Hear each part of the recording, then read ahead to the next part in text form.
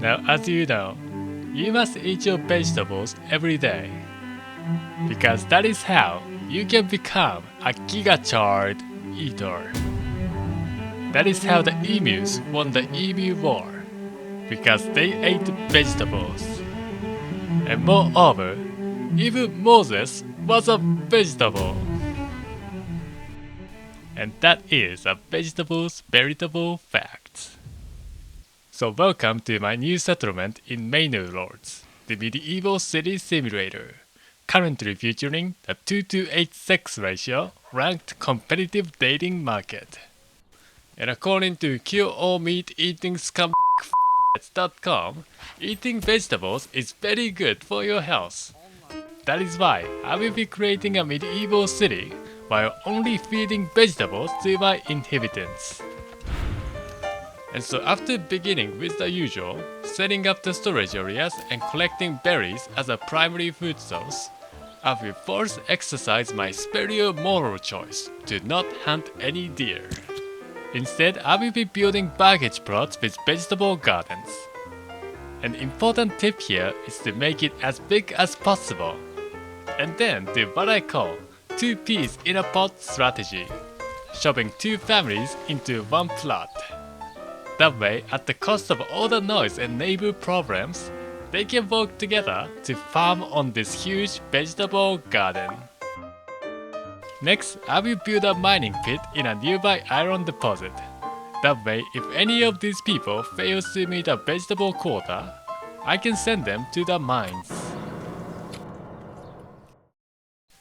Anyways, as you can see, this is around the time when the starting supply of bread runs out, which in this town means the beginning of the town-wide Eat Blueberries Only social media hospitalizing challenge, which once the word gets out, will turn away any potential immigrants and destroy any future of this town.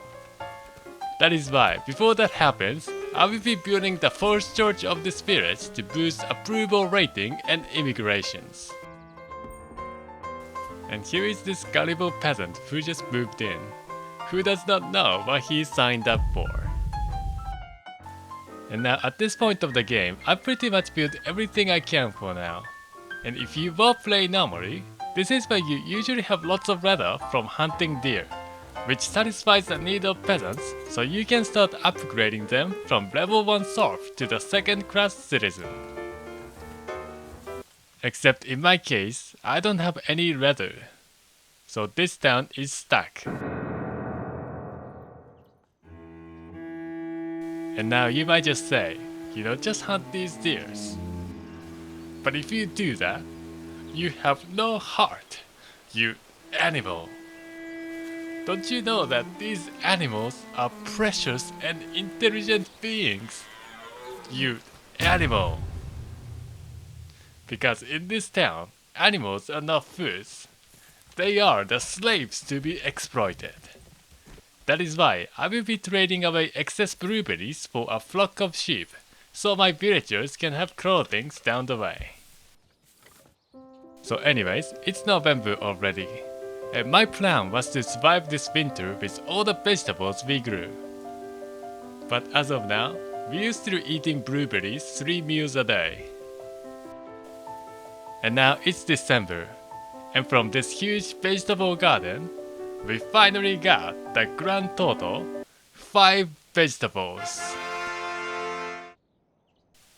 And that is not good. But thankfully, this is the medieval time, and there is this one solution that fixes any and every problems in this time period. The witch hunt. Alright my peasants, we might be running out of food, but that is a small potato compared to these local bandits on the next town, inside of whose mouths are the fangs like that of a meat-eating beast. We must burn them witches.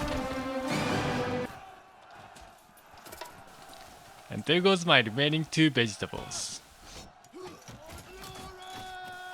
Anyways, my baggage people defeated these burglar people who were stealing all my vegetables. And here is their camp, and I'm gonna take all their money, so that I can now buy vegetables to get through the winter. Although the price just got scalped by these medieval scalpers.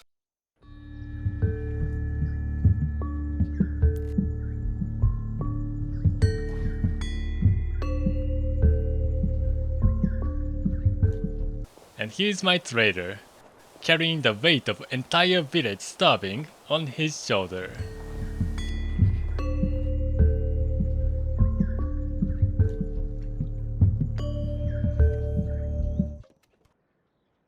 And there you go, one stick of carrots remaining, but it's March now, which in the medieval time is actually a spring, unlike whatever it is in the 21st century. So we survived the first winter, although at the cost of half the deer habitat that got turned into a firewood.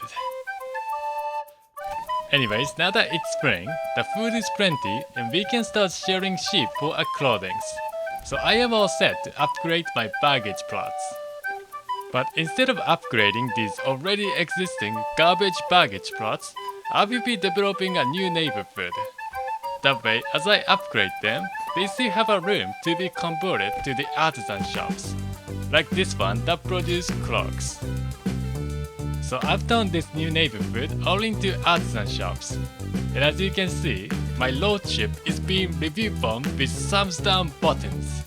Even though I already spoil my peasants with culinary delights such as Brussels sprouts, lima beans, whatever this is, they still complain because there is not enough clothing option. That is why I will be importing some shoes. That way my town folks can, on top of a cloak, also have shoes.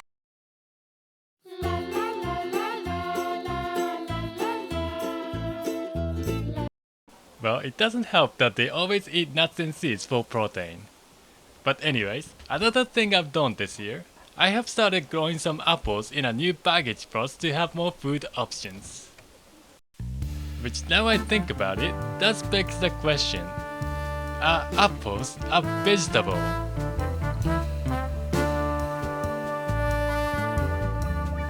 Well, according to the American School Lunch, it counts as a vegetable.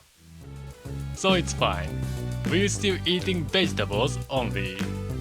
Anyways, if you have noticed, there has been a warning about incoming raiders that I have been neglecting for a while. But this winter, we'll stock up with food and potential firewoods, and already have blacksmiths and joiners, so we will be ready to defend our village. And now it is next spring. The raiders have come. But with me here are my 100% organic warriors, all full of organs. And it is time to show these omnivore raiders why our dietary lifestyle is vastly superior than theirs. This is the power of fibers and low calories. We are stocked up with vitamins and minerals, calcium, magnesium, potassium, uranium, plutonium, whatever it may be. And there you go. This is why you must eat your vegetables, kids. So you too can become like these onion-skinned, pea-brained warriors.